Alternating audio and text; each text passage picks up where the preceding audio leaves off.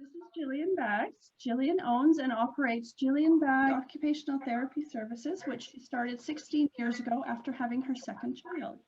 Gillian graduated from Lakehead University with honors, Bachelor of Physical Education in 1994 from McMaster's University, with her Bachelor of Science, Health Science in Occupational Therapy in 1996. She started her working career as an OT in her hometown in northwestern Ontario, first in the area of vocational rehabilitation and then in a rehabilitation hospital. She assisted her patients with return to work and return to their optimal functioning with respect to their chosen activities of daily living. She worked with persons injured in accidents and those with chronic medical conditions, including chronic pain. She moved to Calgary in 1999 and worked as a case manager and occupational therapy consultant for Alberta Health Services home care program, working with adults with physical and neurological conditions. She currently works solely in the area of medical legal consultation. She has been accepted as an expert by the Court of Queen's Bench in Alberta and by the Provincial Court of British Columbia. Perfect. She is passionate about her work as an OT and assisting her clients with achieving their goals of maintaining independence and safety with respect to all aspects of their daily functioning and ultimately their overall quality of life. So I think we're actually finally ready. I'm so sorry. I was having a little bit of computer issues on my side. So thank you everybody for waiting. Is the slide presentation viewed well from your perspective on your end? It is for me, yes. Yes, it is. Okay, great. Thank you for the lovely introduction. Thank you for having me. I'm really happy to be here today to talk to you all about how to boost your engagement in self-care activities for your own physical and mental health and keeping yourselves active and healthy as you age with grace. So, Actually, I'm going to interrupt just for a second because I do have to say, if you're looking to ask a question, because we can't actually hear any of the people who are attending, down below Gillian's presentation, if you float, there's a little box that says chat, and it's got a cartoon bubble on it. If you click on that, you'll be able to post a question in there. Okay, excellent. And Linda, you or Louise will just chat those out to me and I can answer them as we go. Yeah. Sounds good. Okay, so what is self-care? What are the barriers to self-care? How do we get moving? And how do we set goals and action plans to stay active and to stay moving? These are the objectives of the session today. And so I'm going to move through each of these sections and hope to help you to understand each of these concepts to help yourself to boost your engagement in self-care. So the first thing I want you to understand is what is occupational therapy. So I'm not sure how many of you have engaged with an occupational therapist in your life, whether it was for yourself or a spouse or another family member. But what occupational therapy is, it's an art and a science of helping people to do the day-to-day activities that are meaningful to their health and well-being through engagement in valued occupations.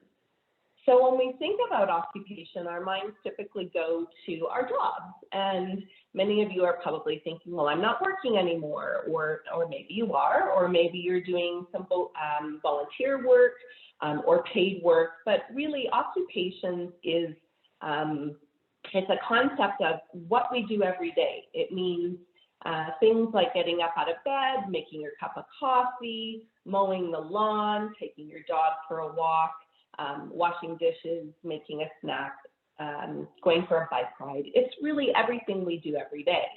And so as occupational therapists, we really value our profession in assisting people to get back to doing the activities that they enjoy doing and that are meaningful to them.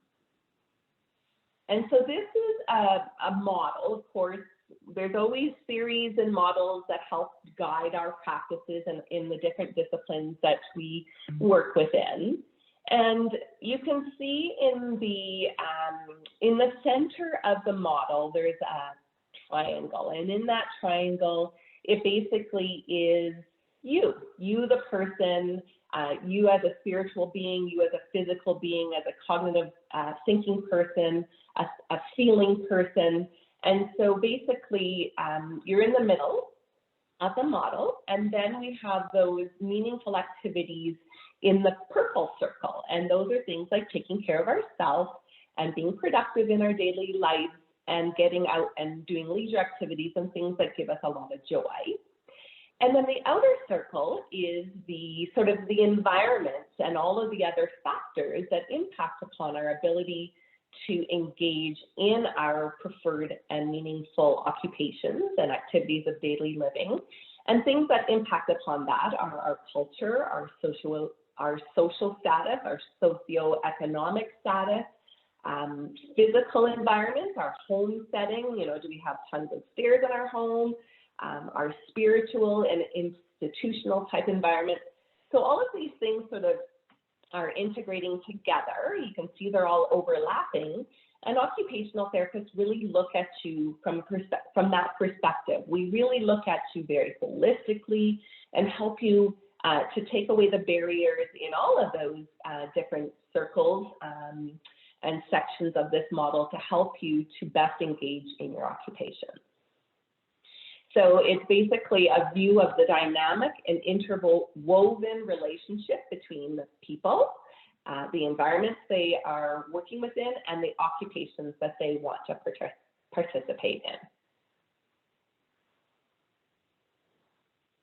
And so this is one other model that I want to explain to you. And this is from the World Health Organization. And it basically is the model of disability. It's the basis for the International Classification of Functioning, Disability, and Health, or the ICF.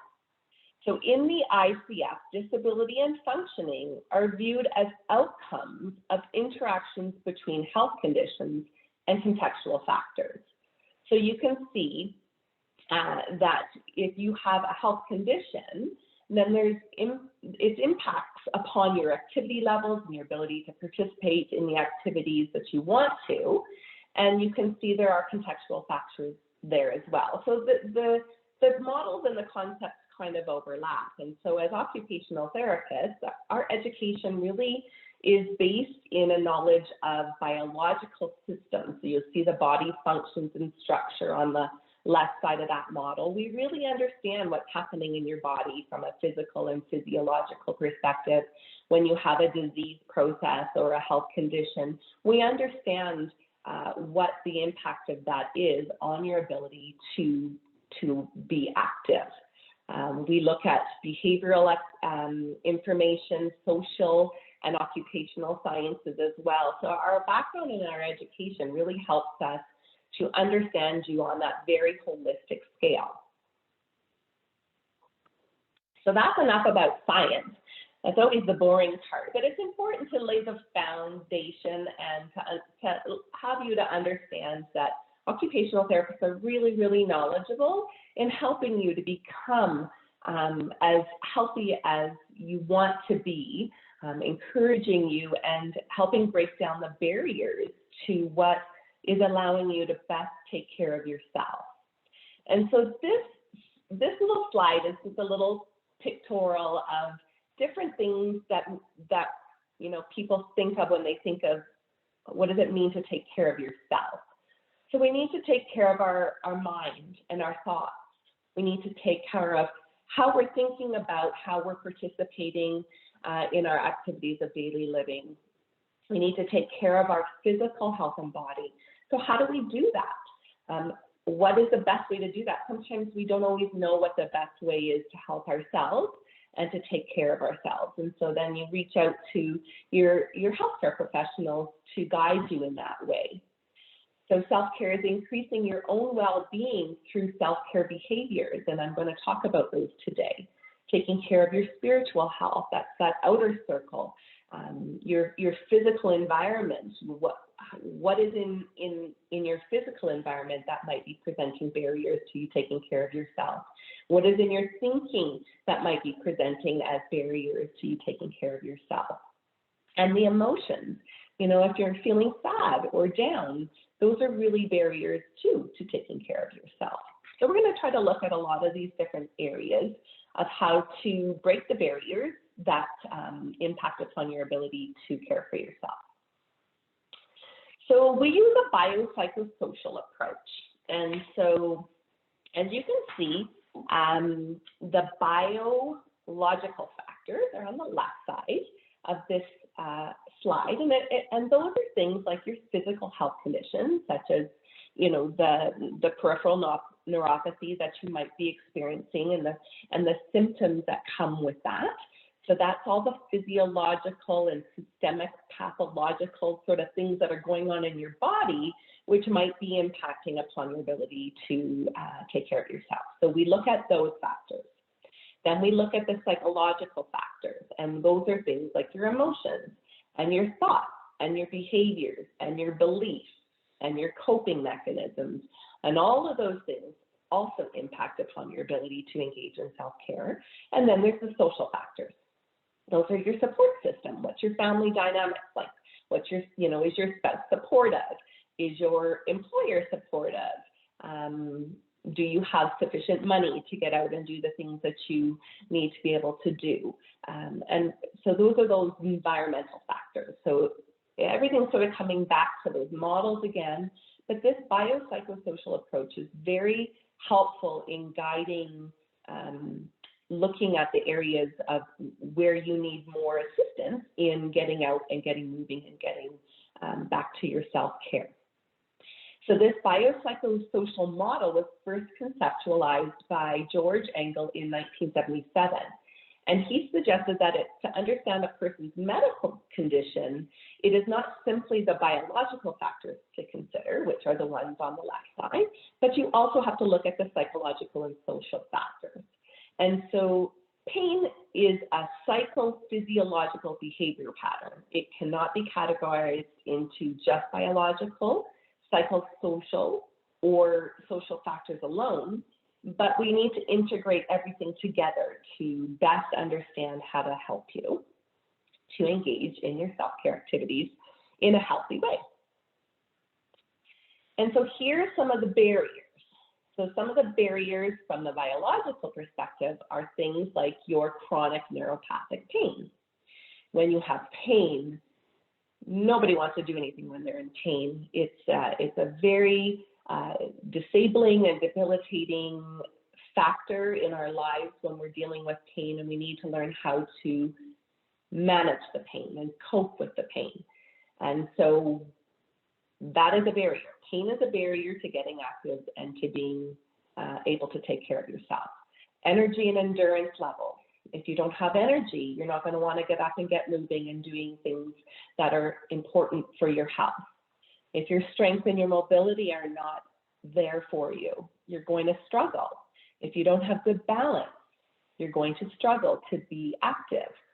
So all of these things are barriers to self-care, but things that we can work on to help reduce those barriers. And in the psychological factors, the barriers that come into play here are things like depression and anxiety. Depression is extremely comorbid with chronic pain. If you're feeling down or your mood is low, if your energy levels are low, those are very common factors when you have pain. Sometimes we fear being active, and we think that if we do an activity, we're going to hurt ourselves more. And so we call that kinesiophobia. That's a very scientific term, or the term we use in our profession, but it just means fear of moving. If you catastrophize about your pain, if you think that anything you do will cause pain, or that you're going to injure yourself further, you're also going to have that barrier to getting going. So we can actually help with all of these types of psychological factors that act as barriers too. And then the social factors, of course, where you live, any kind of things in your home that might be considered, tripping hazards. If your balance isn't great, you might have, a lot of people like to have sort of little throw rugs, around the house. They're quite lovely and aesthetically pleasing, but not always great if you have balance issues. And, things like a lot of stairs in your home environment, even your living situation, who you're living with, how many people are you living with, what are your responsibilities in the house, do you have time for yourself? And, we need to find out about that. And, what is your socialization circle like that? Most of us these days don't have a very big one because we're all supposed to be staying home and keeping everybody safe by not engaging with one another. So there again, that social factor can be a barrier to us getting active and taking care of ourselves. So these are the things that are probably, you're probably going, yeah, that's me. Yep, that's me. I have some areas here that I think we can work on. So we're going to move into the next parts of this presentation to try to help you to reduce those barriers and to how do you start to manage some of these things to take them away and no longer be a barrier for you. So taking care of ourselves, first and foremost, we need to manage our pain. We need to have good sleep. Sleep hygiene is a term you may or may not have heard of. There are all kinds of tips about how to get good sleep. When you have pain, sleep is often difficult because we can't fall asleep because we have pain, or we wake up in the middle of the night because of pain, or we don't get enough activity through the day and we're not sleeping because we haven't built up our circadian rhythms. And that's all another big area of science that we could talk about, but we won't today. But sleep is important. Do we have a question, Linda? I was just going to say, and our guest speaker in September is going to be talking about sleep hygiene. Oh, so excellent. I'm glad to hear that. That's excellent. So I'm just going to touch on a few things today about sleep. Really today is just finding out what are your barriers? What are the things that are important for you to start looking at how you're going to manage boosting your self-care and engagement in activities that bring you joy. So that's great to hear, Linda. I'm going to help you look at managing your thoughts and emotions. And I'm going to help you get a plan in place to get active and how to stay active. And so here we go. We're going to talk about managing your pain. So Louise is going to send you out, if you haven't already gotten some of the resources. I sent out a number of resources. One of them is this SLANN or NSF, or the Leeds Assessment of Neuropathic Symptoms and Signs. And so basically it's a pain assessment tool. It's a self-report tool. You'll have it in your resources if you don't already. It'll get sent to you after today. And basically what you're going to do is answer the questions, and then you're going to tally up your score. And if you have a score of greater than 12, then you have definitely got some neuropathic mechanisms that are contributing to your pain. And these sorts of neuropathic pain symptoms can be addressed through going and speaking to your family physician and looking at potential options for pain medications that might help with your neuropathic symptoms. It's a very important thing to recognize is that there's different types of pain, and different types of medications will help to address the area of pain you're having to help best manage it. So I'm going to leave that's the physician's job to look at those pain medication symptomatic sort of resolution, not necessarily always completely resolving the pain, but helping to reduce it at least to a point that will allow you to feel like you can get active. Pain can result from foot pain, Oftentimes when there is the peripheral neuropathies, there's sort of a loss of sensation in the feet, and the feet are important parts of us moving because we walk around on our feet, and if our feet are hurting us, we're not going to want to walk around on them. So our foot health is extremely important. The sleep hygiene is another area to manage your pain. If you don't get enough sleep, it actually does impact upon your pain because your sleep is a very vital component to allowing your body to recover and rejuvenate and heal almost through each night that we're sleeping. There's quite a significant component to sleep and pain and our emotional health. If we're not feeling well emotionally, if we're feeling depressed, if we're feeling anxious, if we have fears, those all impact upon pain as well.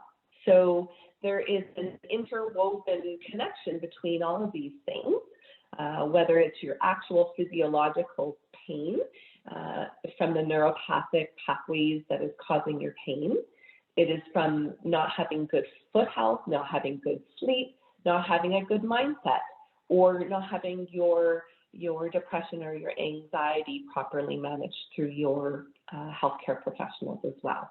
And again, a good attitude. So we're going to talk about these. These are all ways to impact upon your self-care and pain management. So foot care. Making sure you check your feet daily for signs of blisters, cuts, and calluses. Use a mirror or use your family members at home to take a look at your feet if you can't see them very well. It's important to make sure that those blisters, cuts, and calluses are all being taken care of because if you end up with a wound, with the circulation that is often very poor in people with diabetic neuropathies, you can end up with wounds, and that can take away your opportunity to be active for a very long time while that wound is healing. So very, very important to keep care of your feet. Anything like tight shoes or socks can worsen pain, and it can actually lead to sores that won't heal. So that's what I was talking about, those little wounds that open up. They're a lot harder to heal because your circulation is not good in the lower parts of your limbs, and that impacts upon the healing and the healing timeline. So you want to wear soft, loose cotton socks and padded and proper fitted shoes. So in the resources that Louise will send out, if she hasn't already, as part of this package, you will have tips on good footwear, tips on what to look for when you're buying your shoes. So you can definitely take a look at that. You can always try to take the weight of your cushions or your bedding when you're in bed also off the top of your feet, because oftentimes that little extra pressure is also hard on your feet, causing heat and increased sensitivity in your feet. So those are just some of the little tidbits of foot care to think of. I want to really sort of highlight that painful diabetic neuropathy is linked to a significant impact on our physical functioning and mobility. It's associated with a negative effect on our mood state, our quality of life, and this is over and above just the impact that your diabetes, if you have diabetes, might have on your health overall. So in the context of pain management, physical activity is not aimed at curing the pain, but we want to increase your ability to cope with the pain. And so this knowledge of good foot care and how to take care of your feet and how to take care of your sleep and how to take care of your mind and your thoughts are all super important ways that you can help to cope yourself with your pain and to get over that barrier of pain limiting your physical activity. Okay. So sleep, and we're going to just, again, we're just touching on these areas because, of course, Linda's saying you're going to have a great presentation next month on sleep hygiene in particular, but sleep hygiene is extremely important. I think it's probably one of the most important things in managing chronic pain. I've worked in chronic pain since the beginning of my practice, 25 years. I worked in a chronic pain program. I currently work with people every day that have chronic pain, and sleep is always a huge factor that I always want to learn more about their sleep, because it is a significant side effect of neuropathic pain. It's essential to our mental and physical performance.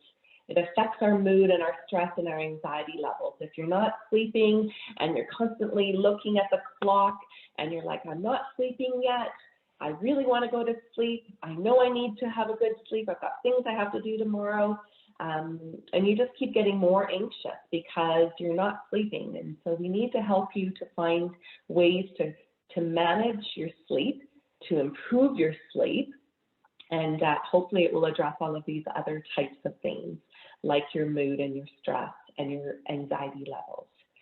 So it's kind of funny that, you know, if we don't have good sleep, then we end up with pain, and we have low energy, and we feel low in our mood and things.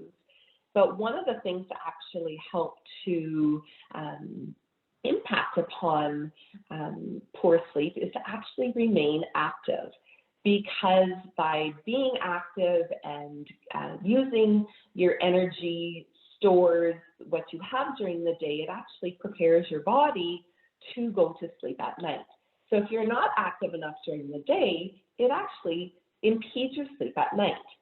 So we really need to find a balance, okay? So energy requires a good night's sleep, but also a good night's sleep allows you to have energy to get up and do the things you need to do. So you can see that there's a lot of interconnection with these areas that we're talking about. Gillian, we had a question.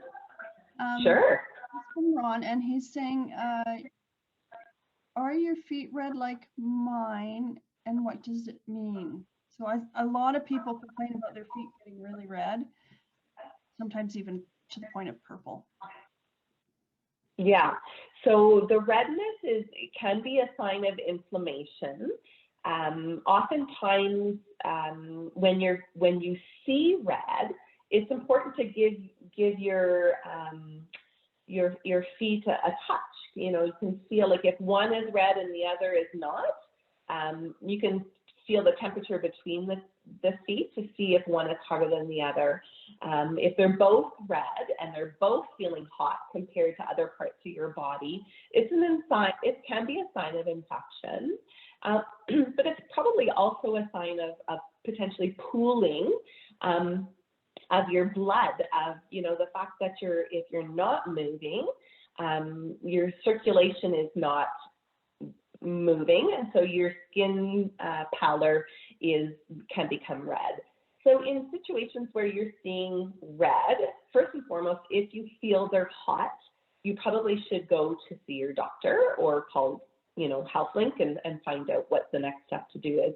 But I think, you know, I would suggest even if you're just sitting or even if you're laying in bed, do those calf pumps. I don't know if you have ever been told, get your feet moving, get your calf pumping and trying to work the circulation in your feet.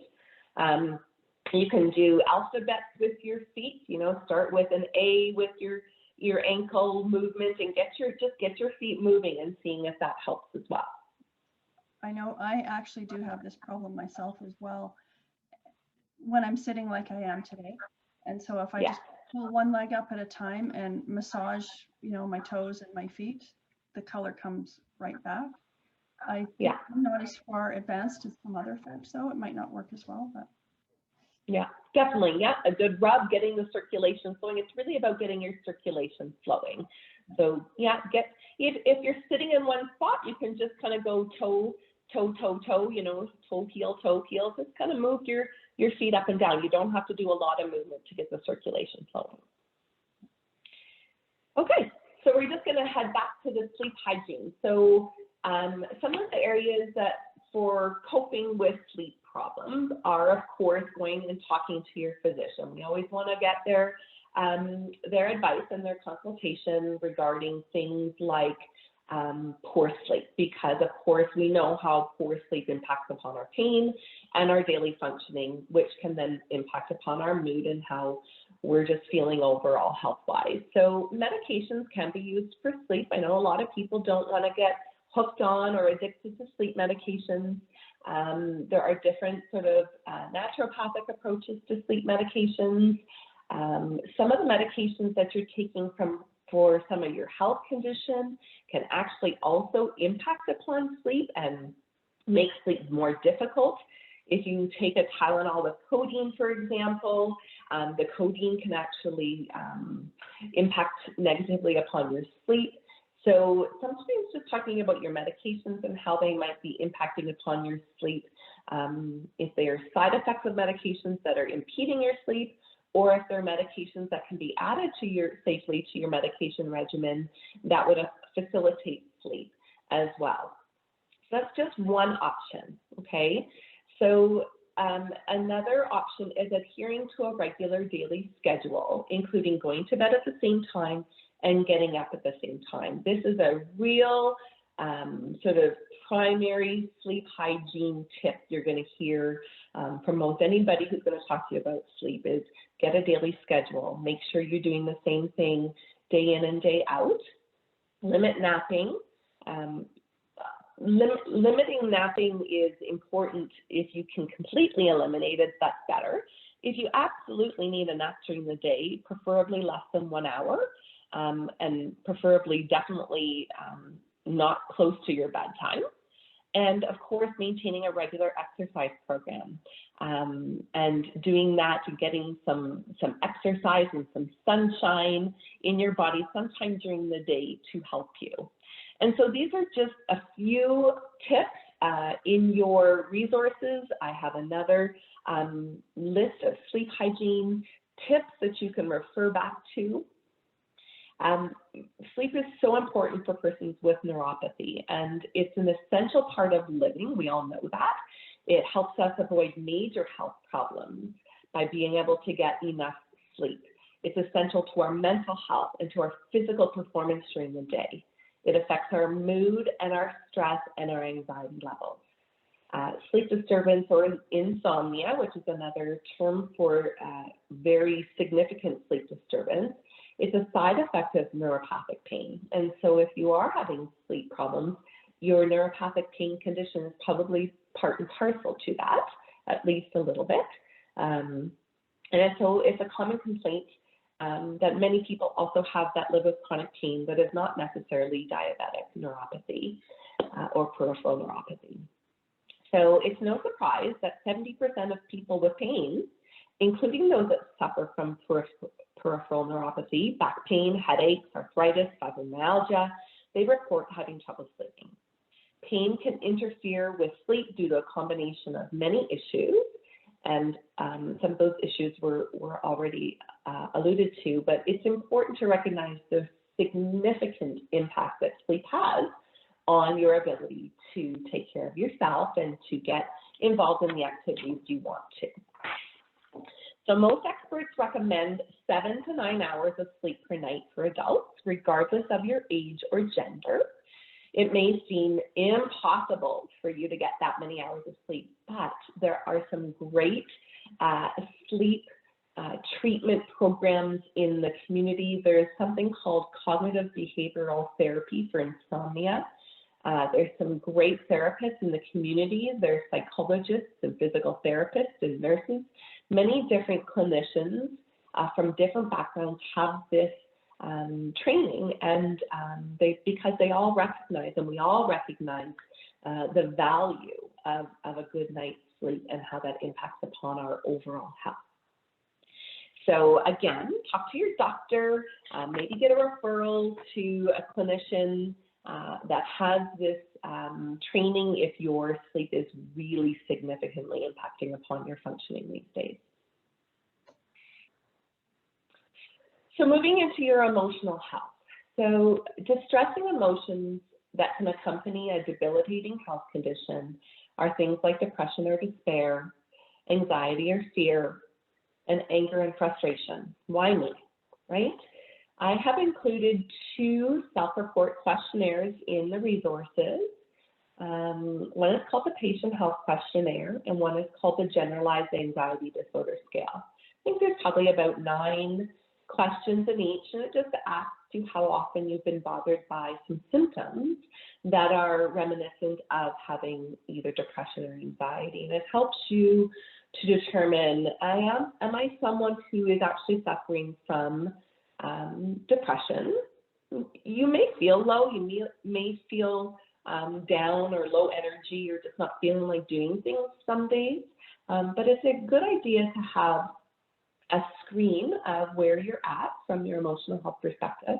And there's instructions on how to score your self-report questionnaires in the information I provided.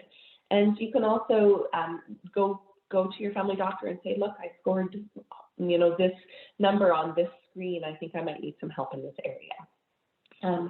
So again, this is really just pinpointing that emotional health can impact upon your ability to take care of yourself. And it intermingles with all those other things like your physical pain and your sleep and your foot health and all the rest, okay? So we're just sort of adding on all of these things that could be barriers, and how you can see, do I have any of these problems?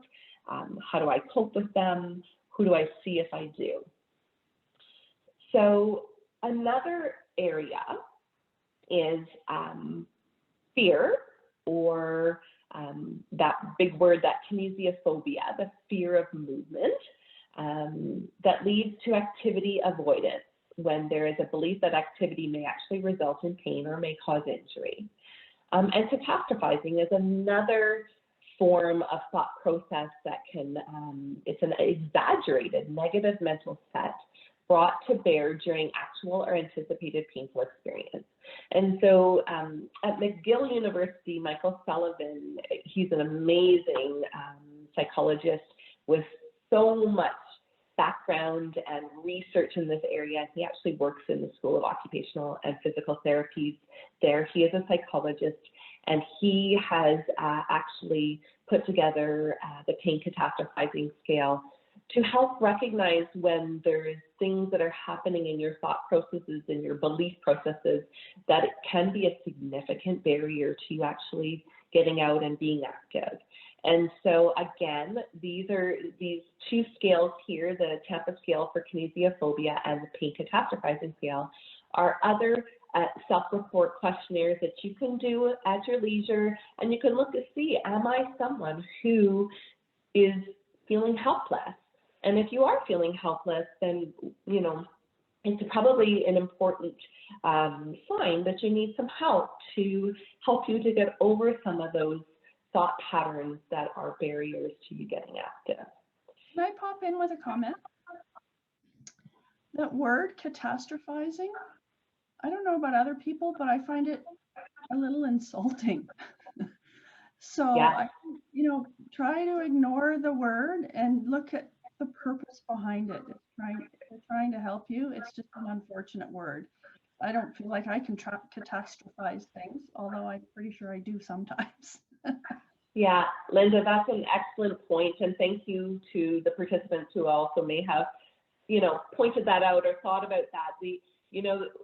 As healthcare professionals, we're always so keen on helping people, and when you actually start doing all the scientific research and all the things that bring us to the points where we can start to assess people and really determine what are the factors that are underlying some of the things that are barriers to our participation, some of these words kind of come up, and they're not meant to be offensive. They're just meant to explain that, and I would agree that it does seem a little bit offensive, but there is really good heartfelt meaning behind it. And when you actually get to talk to someone about the potentials that you might be having some feelings of helplessness or feeling that your pain is going to be impacted greater than it may actually, with some education and with, getting some treatment and working with someone to understand your pain, in a greater way, it might help to reduce how you feel about that word. And we really don't focus on the word. We just focus on some of the feelings and thoughts that you're having. Right. So here, what is your challenge to getting active? How many of you have said to yourself one of these phrases? Oh, I just don't have time to walk. Well, the weather isn't very nice today. Oh, I'm just too tired. Or I'm in too much pain. I'm in a bad mood and I just don't feel like doing anything. When I'm feeling sad, I don't want to get out of bed. I just want to stay here all day and feel sorry. Okay, I've used 3 of those. Yeah.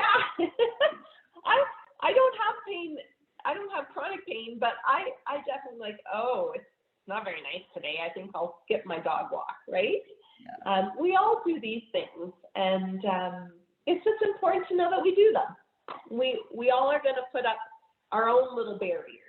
Aside from all the other things that we're dealing with, we're going to do this. And the important part is that we need to get over the hurdle, not listen to this guy saying I'm too tired, but listen to this guy that says, it's really important to get out there and be healthy and be active. And so we have to listen to the positive, not the negative. Okay, so here's some coping skills. Remain as active as possible. Exercise can reduce feelings of depression. There is an excellent correlationship between actively exercising and the physiological things that happen in your body. They produce endorphins and things that actually make you feel better. There is an actual physiological response. My best girlfriend is a marathon runner, and I have no idea how she does it, but she always tells me how euphoric she feels and the amazing things she feels probably about 5 minutes after she starts exercising and gets into her run. So there's a real value in getting over that hurdle, starting to exercise, getting past that point of hurt to the point of being able to actually feel those endorphins and that physiological response that will help you to reduce your feelings of feeling sad or down. So Gillian, setting goals. Yeah. Does exercise have to be cardio? Can it be like, deep breathing exercises or very light weights? Because that's all some of our folks can handle, right? There's chair exercises and stuff like that. I have an additional question, Gillian. So building on what Linda asked, how about exercises for the core? So I fractured my knee, and it often is very difficult for me to engage in extensive walking. So what I do, I have high cholesterol, so I must exercise. I have to get my cholesterol down. So what I do is core exercises. What's your thought on that? So in other words, I don't know, stretches, exercises for the abs, the legs, etc. Yeah, so exercise can mean so much to so many. And really, we want to be seeking out our physician's consultation and advisement on exercise. Obviously, for yourself, Louise, if someone, either yourself or a participant has an injury to another part of their body, that they need to really make sure that they're managing and not stressing. What are the exercises that are safe for each individual is very individual. And so there are things that can be, like Linda said, there's chair exercises. And you're going to see one of my resources in my list of resources is some chair exercises, some very basic exercises, balance exercises that are very basic, and they don't involve getting out and going for walks yet, or getting in a pool and doing aquatic workouts, or getting on a bicycle. If you have difficulty with lower extremity mobility, remembering to think about your feet and your foot health, you do not want to start any kind of actual like walking exercise or anything that requires you to be weight bearing on your feet when you have problems with your feet before your feet are addressed. So before and after you exercise, you want to make that visual check on your feet, making sure you don't have any pressure areas, making sure you have that good footwear in place. But that's even before you start that. Before you start getting up and doing, you know, a walking program, and now you've checked your feet, is your family doctor saying it's okay for you to exercise? What's your blood pressure like? What are some of the things that you need to be aware of? You should always do physical activity under the guidance of someone that is a healthcare professional when you're first starting out, particularly to help guide you, to help make sure you don't do too much too soon, to help make sure that you understand that you need to warm up for your exercise, doing stretching exercise and flexibility exercises so that you can actually warm up your body in preparation for whatever you're doing. There's bed exercises you can do. There's arm exercises that will get your heart pumping. There's all kinds of things that you can do for exercise. So, I mean, walking is probably the simplest thing that people can do because you don't need anything in the way of equipment. But you have to make sure that you have things in place, whether or not, first and foremost, is your balance good? Is your strength in your legs good? Right? You need to make sure all of these things are in place. And so it can be a slow start to getting into a walking program, but there's always, there's just somewhere to start. And once you start, then those are part of your goals, and you work on your goals to working towards your end exercise program goal. Okay. Okay. So some other coping skills, setting goals and working towards those goals. So that's what we talked a little bit as I was answering the question before about exercise. Getting active is very important, but getting active in the right way is really of most importance. And we want safety first and last. So we want to make sure we're taking all the safety precautions, like getting our, good footwear in place, making sure we're strong enough, making sure we've got our physician's advice on exercise. And it's important also to make sure that we're always keeping in the back of our mind, how are we feeling? How is my pain feeling? Never overdoing it. And so as we move on into the rest of the slides today, we're going to talk about how you can figure out how to do that. Because it seems, okay, well, how do I set goals? How do I do this? It seems easy enough, but I'm going to give you some step-by-step methods on how to do that. So planning pleasant activities, things that you enjoy. If you don't like swimming, you don't like getting your head wet, you're not going to go into a pool. I mean, that's just obvious, Maybe you're going to go and meet your friends in the park, and you're going to walk around for 5 or 10 minutes and come back and sit in your easy chair and enjoy a cup of tea or something together. Plan things that are pleasant for you, because putting the two together is just going to encourage that to happen more often. And of course, that next point, social involvement, is key. We really want to make this a social activity because we are social beings. And I think it just helps to make these activities that we know we need to engage in, but are difficult to engage in for the so many reasons that we've talked about already today, by having someone there to distract us from that and to give us that pleasant experience. And so planning those activities with people with whom you have positive relationships. So people that are going to support you. And that's that outer circle of that environment and the culture and all those people in our social system that really impact upon our health.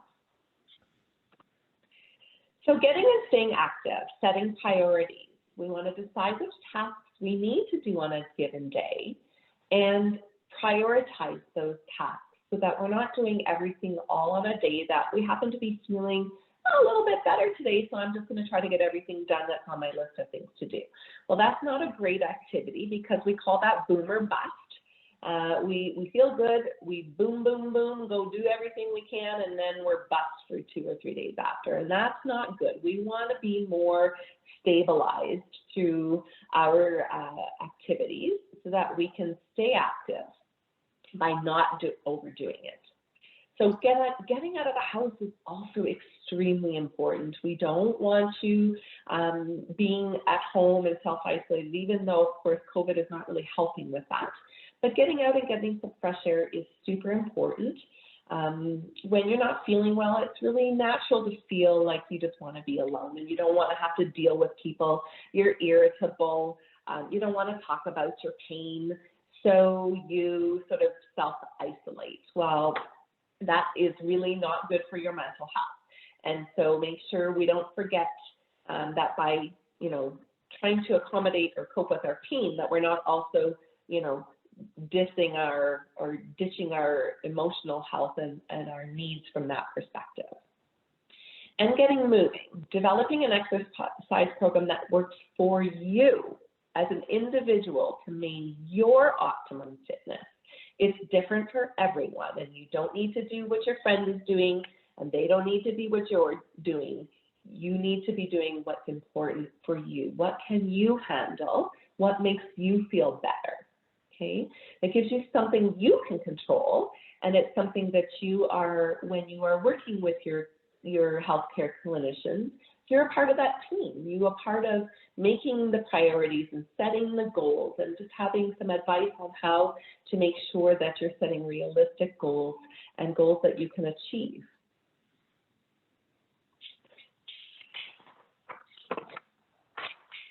Slow and steady wins the race, right?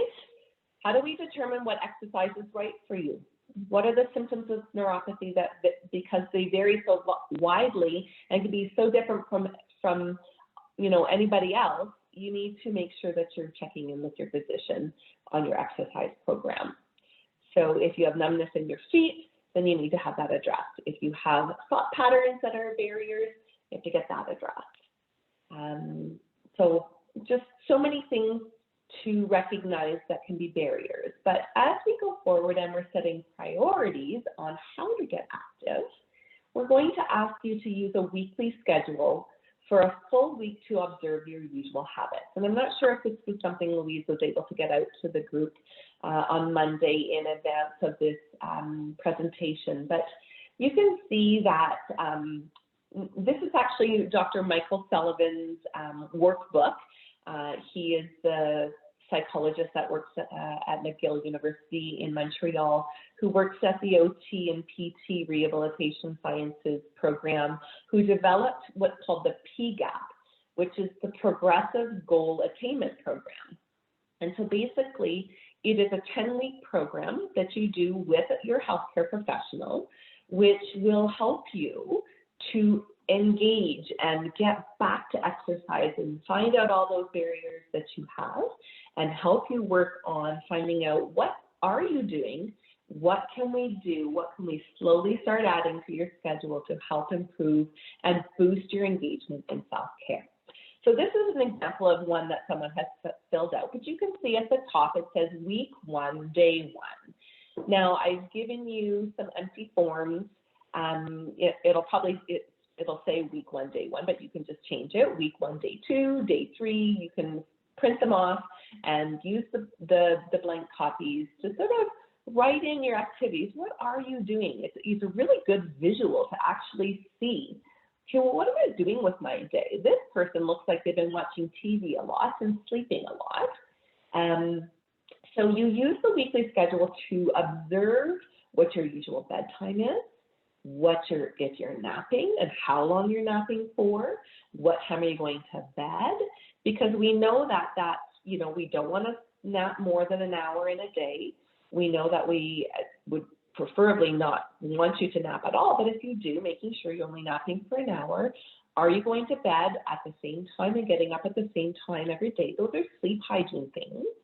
But then also, if you write in all the activities and you cleaned out your closet and you did the dishes and you went for groceries and you took the dog for a walk and you did all these things, then maybe you've done too much. So again, it's a visual. Do I do not enough? Am I not doing a good sleep hygiene? Am I doing too little? Am I napping too long? So this weekly schedule is just a visual for you. You can do it for a couple days and see, or do it for a week. And it can be used to help you see what your habits are, to help see where you need to change them. And we're only making small changes. We're not making massive changes, because that's a lot for us to deal with. We don't need to overload and stress you and make you feel anxious about that. But getting moving is, starting with very slowly. These are examples. I mean, we talked about exercise, the aerobic exercise. Linda says, does everything have to be aerobic exercise or cardiovascular? And no, it doesn't, but it is important. So we always want to work towards that. Stretching exercise, there's another one, and that's what we're talking about. There's different types of exercise. Stretching is extremely important for you, for persons with diabetic neuropathy. The flexibility is important for your mobility. It warms up your body for physical activity, but it also helps to keep you mobile, and also it will help you to reduce any form of injury once you do start. So stretching exercises is probably a really nice way for you to start to get into an exercise routine. And balance training, of course. If your balance is not good, if you can't feel your feet, it's hard to balance sometimes and feel where your feet are in space. Having some balance exercises and working on the strengthening of all the muscles that are part of our proprioceptive balance mechanisms will help to build strength and reduce your feelings or fear of falling, right? So the more balanced you are, that might take away that fear that you might have of falling. There's also tons of mobility aids and ambulation aids and exercise equipment out there to help you that all can be talked about with your healthcare professionals. Okay, so walking is an essential part of a healthy lifestyle. And the goal is really to get you up to 30 minutes 5 times a week, but that might not be your goal. It could be getting you up to 10 minutes 3 times a week. But you know what? It's really about goal setting, okay? So the health benefits of daily walking include things like strengthening your heart, reducing blood pressure, lowering your disease risk, burning calories, toning your muscles, increasing your energy, improving your mood, keeping joint pain, boosting your immune function, boosting your circulation, increasing oxygen supply to every cell in your body. So there is extreme health benefits in just walking. And so the goal is really, truly, to help you to move towards a walking program if you're not ready for it yet. Regular walking equals feeling more alert and energized. But make sure you stretch first, right? So here I have an action plan where this is in that second week. So now you've done your week 1, maybe you've just done a few days, you're kind of getting an idea of what your typical habits are, when you go to sleep, when you get up, if you're napping or not, and how long. Are you doing too much activity? Are you not doing enough activity? Where would you like to make a small change? And so by setting goals, there are a lot of really positive things to setting goals, and just sitting down and taking a few minutes, 5 or 10 minutes in your day, maybe while you're having your cup of coffee in the morning or in the evening, preparing to go to sleep at night and thinking about your day the next day. It helps to set our lives in motion. It helps to give us a source of motivation. I always say to myself, if it's not on my calendar, it's not getting done. It's just how I operate. And I feel like if it's written down and it says I should do this, and if I've been thoughtful about how much activities and the things that I can do in the next day and not too overzealous and booming, boom, boom, boom, if I'm realistic in setting my goals for the next day and it's written down, I'm going to feel more motivated to do that. It gives us some direction. It provides purpose and meaning. And we need to be realistic, though, okay? So Be specific as well, and give yourself timelines. So it might be at, at 8 in the morning is when you have your shower, and it's, half an hour to get your shower and get dressed. But, put everything in. Those activities are exercise too. They are being active. And making sure that you plan for rest in your day as well, because we do need rest to re-energize. So the week 2 form here that you'll see, and I've given you blank forms, you can see that there's what did I plan to do? And so that's what you plan to do. That's what you set out to do. And then actually look at what you did and see how they match. And that will help us to stay focused and to stay on top of what we may or may not be doing. So this little phrase I found really interesting. It says, I'm constantly torn between, I can't let this illness rule my life, and I have to listen to my body and rest. So it's a really good thing to think about, is that we need to find balance. We need to find a way to make sure that we're not overdoing it, but that we are doing enough to give us that feeling of meaning in our life and purpose, and knowing that we're doing everything we can to be healthy. And so starting small, making very small changes one at a time, increasing your time that you're doing things very slowly. Don't try to overdo it. Start at 5 minutes, start at 2 minutes if that's all you can do, and that's okay.